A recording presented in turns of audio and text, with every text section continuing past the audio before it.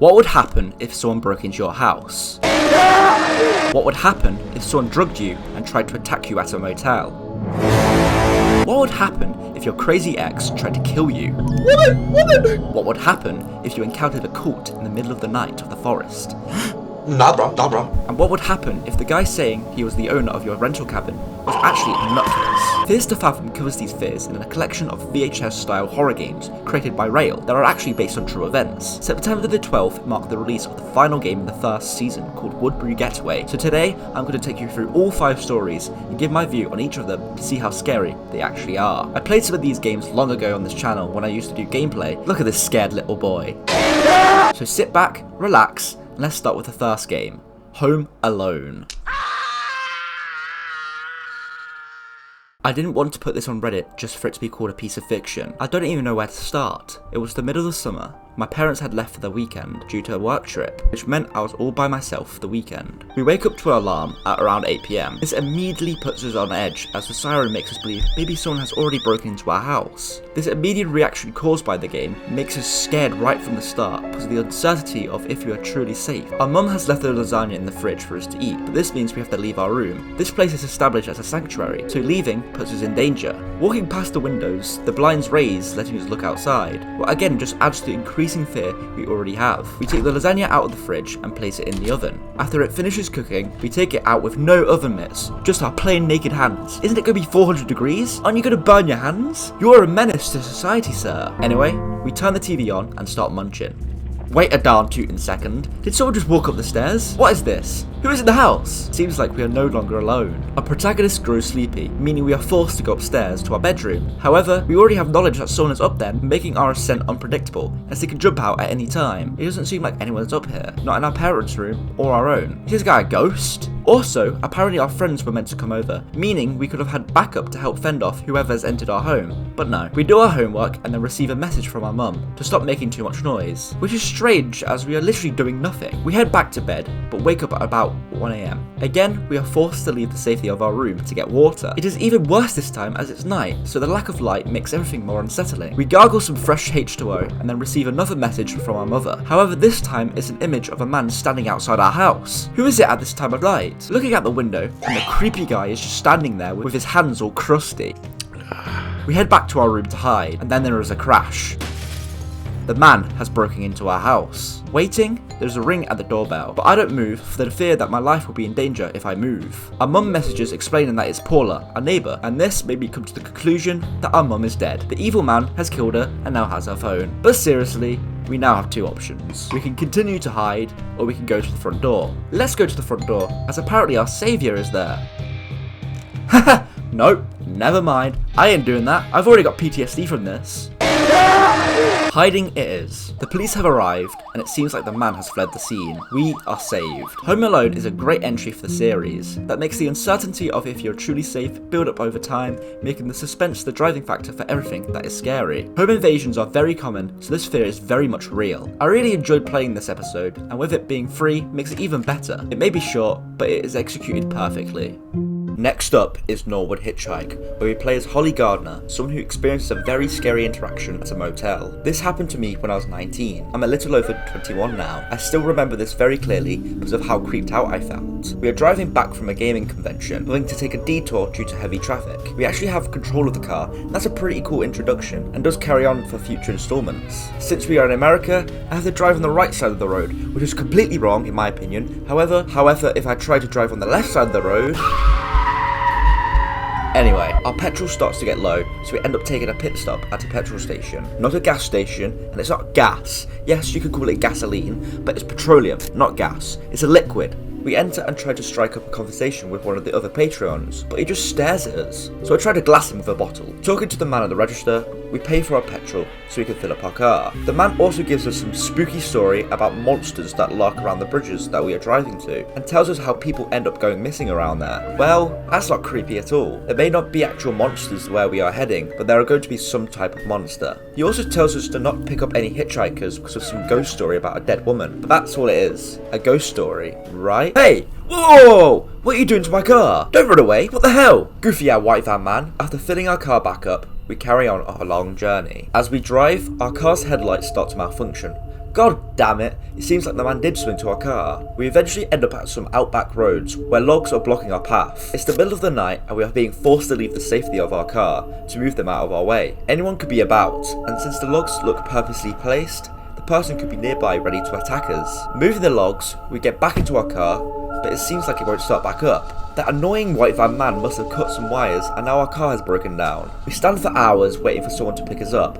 However, when people think we are the ghost lady from that story, our car can be seen coming, so I stand in the middle of the road. The evil man just drives past me. Like, what the hell? After a few more hours, a car stops for us. It's the weird guy that we tried to glass at the gas station. Luckily, he'll give us a ride to the nearest motel. Thank God I didn't actually kill him. We move our stuff into his car, and Christ almighty, it took a while. Like, why do I have to move one item at a time? The man is named Jason, and even though he tells us how the story about the monster being out here is definitely a folktale, and not true, there are still monsters out here in the metaphorical sense, so don't bother them, and we won't be bothered. Finally, we make it to the motel, and check in with the creepy man at the desk, named Joe. We also pay for Tommy to collect and fix our car. Getting to the room, the place looks quaint, but where is our mattress? How are you going to sleep? Opening the bathroom door, my heart does several backflips and front flips. I have a mini heart attack and I start punching the air in fear. Tommy, the guy who's going to collect our car in the morning, is just chilling as he's cleaning up the room for us. What a disturbing young gentleman. As he cleans, we get our stuff, and again, this takes so long. It's just tedious at this point. Just skip time instead of making me do it. Dumping everything on the floor, we try to get some sleep.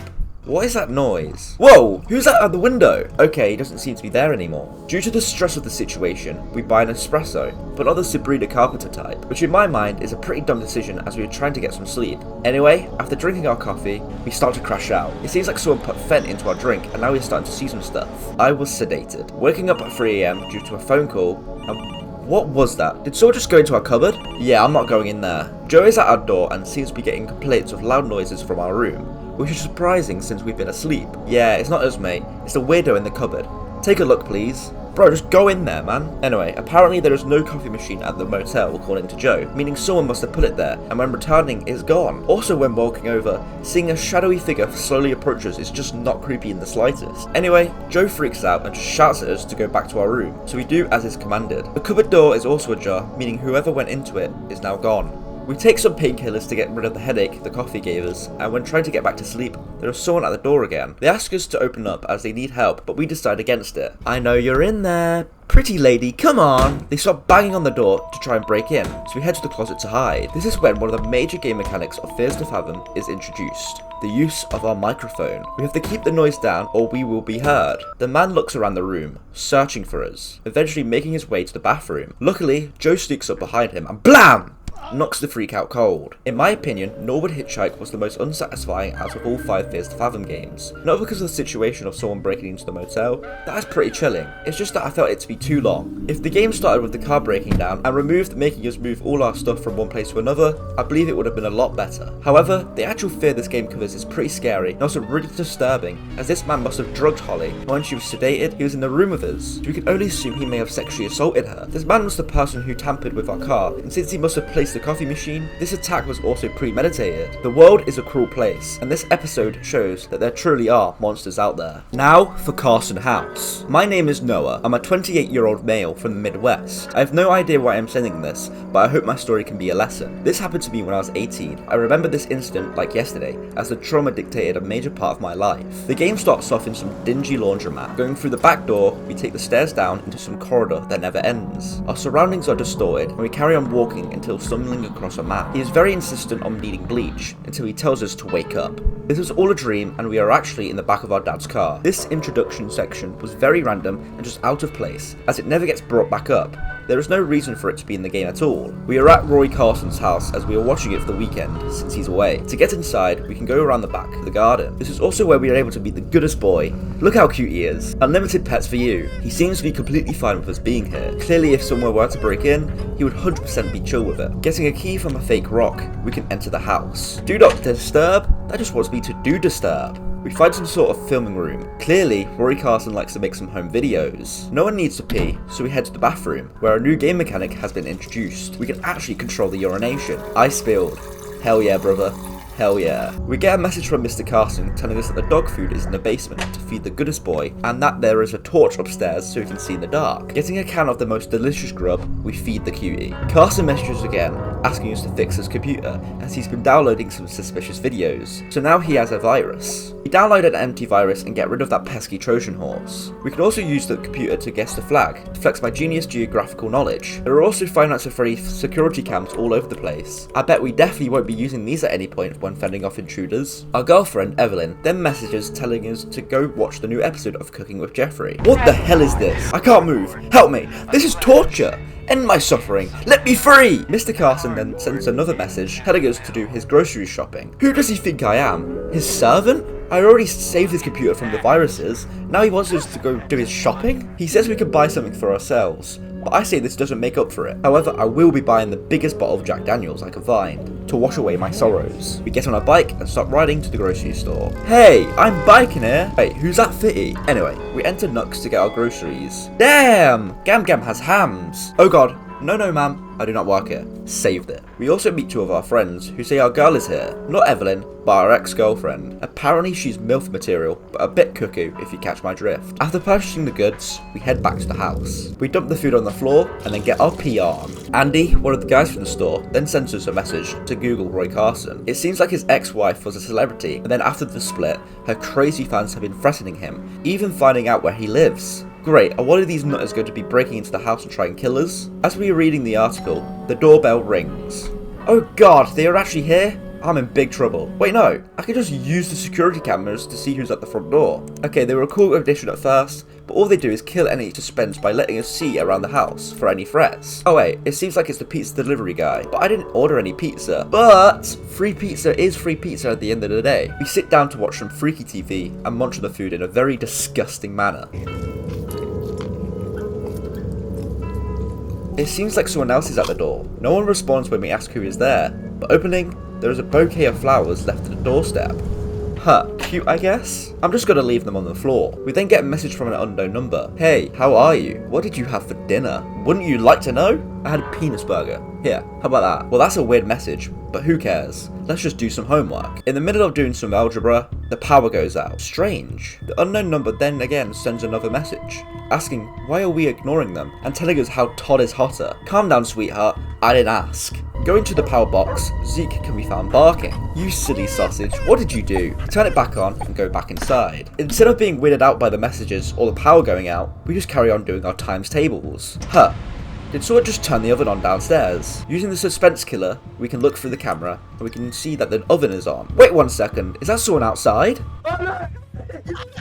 We go to the kitchen and turn the oven off. We believe it to be one of our friends, Turner, messing around with us and tell Andy to cut it out. However, Turner is with Andy. He's not the one messing with us. So who is? Could it be one of Carson's crazy haters? Looking through the cameras, we can see the back door has been open. But I didn't do that. The door's open. She's in the house. She's in the house. Wait. Oh god, it's a woman. My most irrational fear. This is not good. She has a knife. She walks up the stairs with her Squidward waddle and her skinny out legs. Woman! Look at her legs. I can touch her. I can literally 2 foot her. And she's dead. Finally, she makes her way to the blocked door of the room we are in. Are you in there? I really missed you. Whatever is happening between us, we can work it out together. Okay, if you haven't figured it out yet, this is our ex. The one that apparently was at the grocery store where we went. Yeah, seems like she's been stalking us all night, and now she is here to kill us. Great. So we've been misdirected believing a crazy stalker fan of Carson's wife was going to come, but instead it's our crazy ex-girlfriend. Sweet! I've always been nothing but nice to you, but you always treated me like dirt. We deserve a second chance. You know I could turn you into the police for this. Do it, and I'll kill both of you. Well, great. She's outside with a knife and off her head. If we do nothing, eventually she will make her way inside.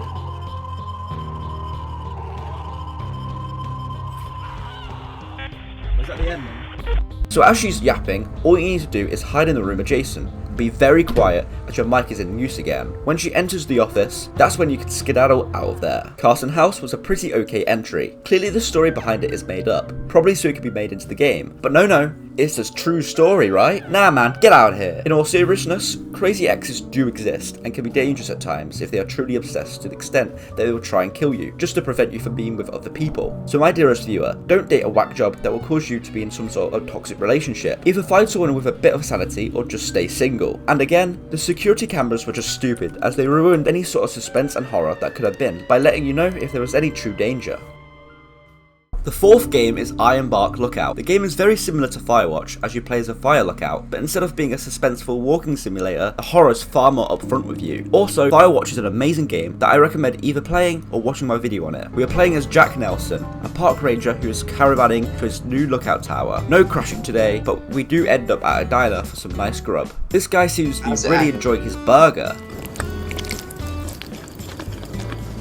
What a grim beast. We enter the diner to get our dining on, but first, let's pee. Oh yeah, peeing mechanics are still in. We consume our food and give the waitress 50% of our tip.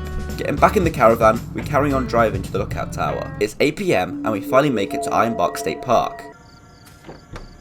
Jeez Louise, Governor, don't go sneaking up on a man like that. Holy moly, you scared me. I thought you were one of them. One of whom? We give our ID and he tells us we are situated at Tower 11. He also tells us not to travel further than half a mile north from the tower because of bobcats and bears. Sure, I guess. Also seems like there's been some sort of missing people about. Shame about that, but oh well. We finally make our way to the fire lookout tower and my oh my, it looks exactly like Firewatch. And yes, I get it, they're all the same, but god damn, it's so cool. We can then turn the computer on to watch our employee training video. Welcome to IRONBARK State Park. Wait, If is you're that Jack watching the this Dicey video, too? then My let me boy be the Sean first to McLaughlin say, has a role in this one. This is also where we can log our service for the day, but before we do, a man starts to communicate through the radio, and now it's voice acted. My boy Rail is definitely going all out for this episode, clearly having a bigger budget. He tells us to put our stove on, but that means we need to leave the tower to get some logs. But it's dark, and the uncertainty on if there's sword out there is very chilling. Okay. Run. Be as fast as I can. Got my log, now let's get back inside. There we go, fire is on. Now it's time to go to bed. Wake up in the middle of the night and need to pee. So we decide to pee off the tower. Wait, who's out there? We can now go back to sleep. Waking up with a nice hot cup of coffee, we get a call from Connor, our fellow lookout telling us about a nearby fire as people are camping in the woods with no permit. We head out with our trusty bear spray, because of course that will protect us from a big old grizzly. However, the trail we take heads up north, but we can't go this way because of bobcats and bears, right? We follow the trail all day, meaning it's now nighttime as we arrive. The scary Fears to Fathom music starts to kick in as we arrive in the campsite. No one is here, but we can hear movement around us. Who or what is out here with us? We put the fire out and head back to the tower. We tell Connor about the vacant campsite and how we heard a scream. And after putting in our service report for the day, we make some hard-earned grub. We have been given a recipe and used the ingredients in the tower to make our pizza pasta bake. Definitely not making a mess in the process. Also again, this crazy geezer is taking a hot pad out of the oven without protection. Connor tells us to put the stove back on, so we are forced to leave the tower at night to get more logs. Oh god, quick, hurry. Phew, not dead yet. We then head back to sleep. In the middle of the night, we hear something outside. Whoa. What's that shadow? Who is out there? What in the ritualistic shenanigans? Have I been claimed or something? We tell Connor about the situation, but he doesn't really care and just says it's kids messing around. But I don't know, buddy. This seems pretty messed up to me. The next day passes and our paranoia only grew for whatever happened last night. We then can see more smoke in the distance. As we go back inside the tower, someone calls us at the radio. A hiker is in the woods and has lost his way around. We tell him to take the left trail. He then says he can see us and hear us, and how he can see someone behind some trees. I might have got this guy killed, but well, since there's a mystery knocker at the door, it best not be the guy from last night. Oh wait, thank the heavens, it's just the creepy ranger from the start. He gives us some supplies, and warns us again about the bobcats and bears. Thank you, bye now. Weirdo. We put in our report, eat our food, and then go back outside to get more logs. Quickly now, I got the log. Oh my days! Who are you? Right, a maintenance dude. But don't go sneaking up on a man like that. Okay, fire is on. Let's say goodnight to Connor and tell him about the maintenance dude. What do you mean that the radio tower has been out of service? There was a man maintaining it. Who was that man, Connor? Who was he? It's now 2 nights later, and we are starting to get more uneasy as time goes on. We upgrade the computer software, turning it from blue to green. How snazzy. But then our power goes out. No! Why? Now I have to go outside in the dark and the rain. Okay, out I go. Do this as fast as I can, and then I can go straight back inside where it's safe. What do you mean the generator's out of gas? That does it. Pee break. The generator is fixed, so finally I can head back inside. 2 more days later, and we get Connor waking us up in the middle of the night. He tells us that there is a campsite lit in the woods, and wants us to leave in the middle of the night to sort the people out. What the? Do you want me to get murdered, Connor? Do you have no common sense? Looking through the binoculars. What the Sigma? Is that the KKK? Are they burning a body? Oh dear. This is my fault. It's probably the guy I was guiding the other night. We snap a picture for evidence. Oh no. How on earth did they see the flash? Okay, they are here. Get inside now. I'm so dead. And it's all Connor's fault. Okay, time to be quiet.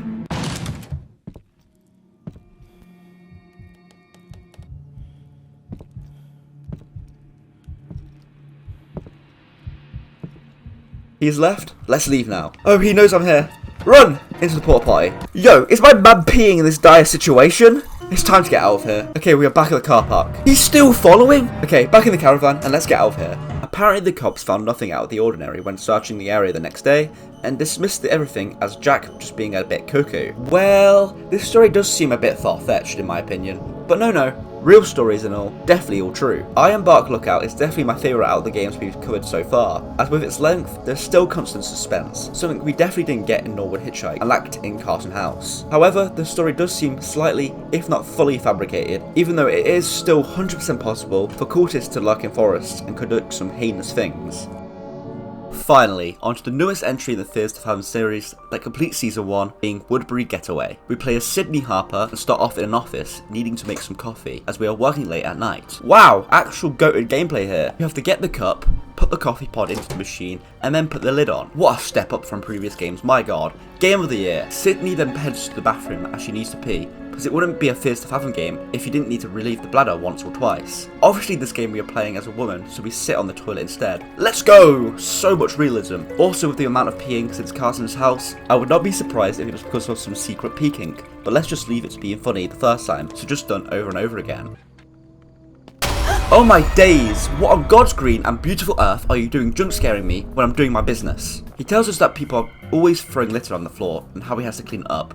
Yeah, my bad, Kerr. Heading back to our desk, we get a call from Mike as we are heading out on a retreat to Woodbury and we need to rent a cabin or an Airbnb for the weekend. Yo, I can edit a spreadsheet? Ah yes, the Sigma Ligma and Skibbly toilet companies. Okay, private cabin in Woodbury. It may only have a 3.1 rating, but it's the cheapest, so can't go wrong with that. 2 days later, and it's time to head to Woodbury. Okay, Mr. Creepy Creep, what are you looking at? I see you have the newest PSP. We may not have met the killer yet for this episode, but it seems like everyone are creeps around here. Mike pulls up and insists on us giving him a long hug. Ah man, is this guy going to try and rizz us up the entire time? Spoiler alert, he definitely does. Putting our bags in the back of the car, we start the very long drive down the interstate. As we drive, we can see a school bus parked next to a house, and for some reason, Sydney is very freaked out by it. Not everything is creepy game, stop trying to mess with our heads. We also receive a message from Rick Wilson, the owner of the cabin we are staying at, to make sure we check in when we arrive at the place. We eventually end up at Moe's Pizza to get some nice hot scram. Thanks Mike for being so chivalrous and opening the door. This just in. Reports of a strong snowstorm coming towards Woodbury tonight. Wait, can I hear Queso the earthquake creator, or am I going crazy? We talked to some of the Patreons and they all seem strange.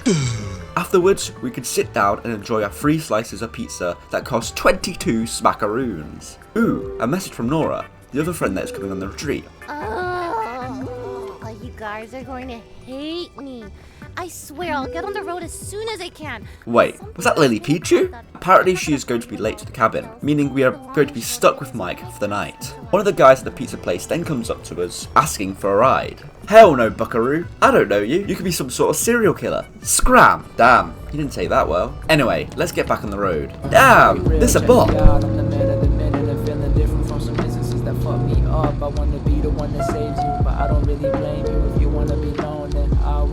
Awesome, we are at the cabin. The interactivity in this episode is so cool, like we have to slide open the code lock and then move each number correctly. It's such a little thing, but it's just cool. We head inside, put the food in the fridge, and now it's time for another pee break. That shower curtain is very unsettling. Makes me believe someone could be behind it. Mike wants to tour the place, but nah, let's watch TV.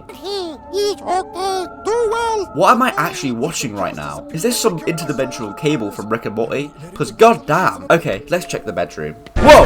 What do you mean, oh hey, you're here? Why are you in the house? Apparently this is Rick, the owner of the Airbnb. But still, why are you here? Sydney describes him as a middle-aged man with a nervous energy, who right from the get-go made her uncomfortable. We make Rick leave, and Mike gives us a very goofy look. Why are you looking at me like that, mate? Okay, now it's time for fishing. Another random but interesting game mechanic introduced in this episode. We go to the shed in the back to grab a fishing rod, and need to catch 3 carps for dinner. You also actually have to choose the correct bait as well, but you might catch the wrong fish. Using either sweet corn or cheese delight, we can reel those suckers in. Also, why am I the only one catching these things, Mike? What are you actually contributing? Why are you even here? Just leave. Oh wow, you are carrying the fish in. Give 3 long and slow claps for Mike, everyone. We did all the effort and he's taking the glory. Anyway, it's time to make dinner, and we have to follow a nice recipe to make some marinade. After prepping the food, Mike wants to play a game. Okay Mike, let's use the Ouija board. Are there any ghosts here? Woo! Wait, what was that? Mike, you scrote. Why the hell are you running? Leaving me down here? And this guy is trying to be my boyfriend. We spread our food, and oh no. Not cooking with Jeffrey again. Asparagus mayonnaise? What is this? Let me out of here. Save me. Thank the heavens, it's over. After washing the dishes, we get a message from Mike saying there is someone under his bed. Oh jeez, horrors are starting now. He tells us to come upstairs and walk slowly. Jeez, Michael, that's it. Kiss all your hopes and dreams goodbye about us being together. You are done. Mike then suggests for us to play hide and seek. What are you, like 7? He counts first, so we hide in the basement. Ah man, he found us. Let's now go and find him. Wow, that was pretty easy. Mike hears something in the attic, and since he's a chicken, he makes us investigate. Look at you, Michael. Real husband material, this guy. Ah, look, it's just a cat. What a beautiful little animal. Look at you, Michael, getting all scared over feline. Okay, our turn again. Let's hide in the shed outside. Oh look, he found us. I'm getting pretty sick of this game now, but this is the last round. Let's look for Mike. Whoa! Rick, why are you here again? I swear Airbnb owners can't show up unannounced. Get out of here, you absolute cretin. Okay, enough is enough today. Let's get some sleep.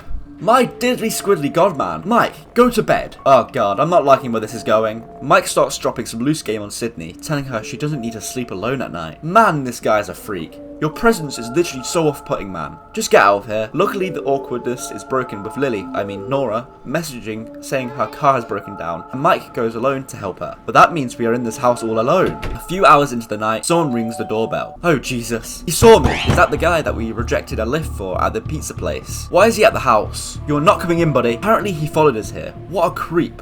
Before he leaves, he tells us how there are no cops around, something Rick actually told us as well, and he gives us a warning about how we will get what's coming to us. We head to bed, but immediately hear crashing and screaming outside. Okay, let's message Rick. He lives around the corner, and these are desperate times. Hey Rick, my man. We may have got off on the wrong footing, but creepy things are happening. As we are discussing the situation with him, we receive a message from Rick. What do you mean you haven't come by today, and you live in Burlington? Then who the hell is this man in the house? Oh dear, this guy's not who he says he is. Uh-oh, what is he doing? Is he breaking the locks? Okay, because of hide and seek, we know where to hide from this dude. First, the basement.